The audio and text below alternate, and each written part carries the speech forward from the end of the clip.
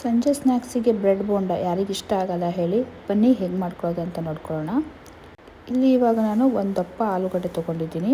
ಅದನ್ನು ಚೆನ್ನಾಗಿ ಬೇಯಿಸ್ಕೊಂಡು ಇದಕ್ಕೆ ಇವಾಗ ಖಾರದ ಪುಡಿ, ಸ್ವಲ್ಪ ಅರಿಶಿನ, ಆಮ್ಚೂರು ಪೌಡರು, ಸ್ವಲ್ಪ ಜೀರಿಗೆ ಪುಡಿ, ಆಮೇಲೆ ರುಚಿಗೆ ತಕ್ಕಷ್ಟು ಉಪ್ಪು ಹಾಕ್ಕೊಂಡು ಇದನ್ನು ಚೆನ್ನಾಗಿ ಸ್ಮ್ಯಾಶ್ ಮಾಡ್ಕೋಬೇಕು. ಸ್ವಲ್ಪ ಕೊತ್ತಂಬರಿ ಸೊಪ್ಪು ಹಾಕ್ಕೊಂಡು ಚೆನ್ನಾಗಿ ಮಿಕ್ಸ್ ಮಾಡ್ಕೊಳ್ಳಿ. ನಾನು ಇವಾಗ ಒಂದು ಮಿಕ್ಸರ್ ಜಾರಲ್ಲಿ 2 3 ಗಂಟೆ ನೆನೆಸಿದ 3 ಸ್ಪೂನಷ್ಟು ಉದ್ದಿನ ಬೇಳೆಯನ್ನು ಹಾಕ್ಕೊಂಡು ಗ್ರೈಂಡ್ ಮಾಡ್ಕೊಳ್ತಾ ಇದ್ದೀನಿ.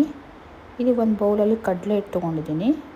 ಒಂದು 2 ಟೇಬಲ್ ಸ್ಪೂನಷ್ಟು ಅಕ್ಕಿ ಹಿಟ್ಟು, ಸ್ವಲ್ಪ ಹಿಂಗು, ಆಮೇಲೆ ಓಂಕಾಳು ಒಂದು 1/4 ಸ್ಪೂನಷ್ಟು, ಹಾಗೆ ಸ್ವಲ್ಪ ಖಾರದ ಪುಡಿ, ಉಪ್ಪು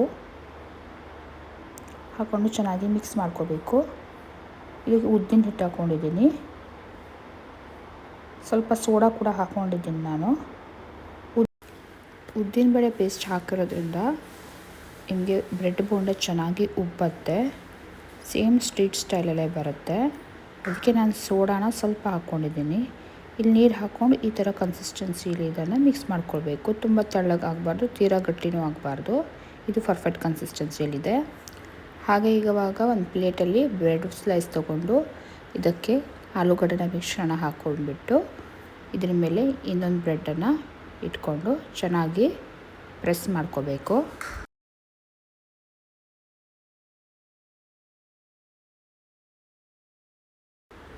ಬ್ರೆಡ್ ಸ್ಲೈಸಸನ್ನು ಇವಾಗ ಕಡಲೆ ಹಿಟ್ಟು ಮಿಶ್ರಣಕ್ಕೆ ಅದ್ಕೊಂಡು ಬೇಗ ಆಯಿಲ್ ಡೀಪ್ ಫ್ರೈ ಮಾಡ್ಕೋಬೇಕು. ತುಂಬ ಹೊತ್ತು ಬ್ರೆಡ್ಡನ್ನು ಕಡಲೆ ಹಿಟ್ಟು ಮಿಶ್ರಣದಲ್ಲಿ ನೆನೆಸಿಡಬೇಡಿ. ಬ್ರೆಡ್ ಸಾಫ್ಟ್ ಇರೋದ್ರಿಂದ ಇದು ಬೇಗ ಒಡೆದು ಹೋಗಿಬಿಡುತ್ತೆ ಬ್ರೆಡ್ಡು. ಅದಕ್ಕೆ ಬೇಗ ಇದನ್ನು ಕಡಲೆ ಹಿಟ್ಟಲ್ಲಿ ಅದ್ಬಿಟ್ಟು ಆಯಿಲ್ ಡೀಪ್ ಫ್ರೈ ಮಾಡಿ. ಇದು ಹಾಗೆ ಕೂಡ ತಿನ್ಬೋದು, ಇಲ್ಲದಿದ್ದರೆ ಪುದೀನ ಚಟ್ನಿ ಜೊತೆ ಅಂತೂ ಸಖತ್ತಾಗಿರುತ್ತೆ.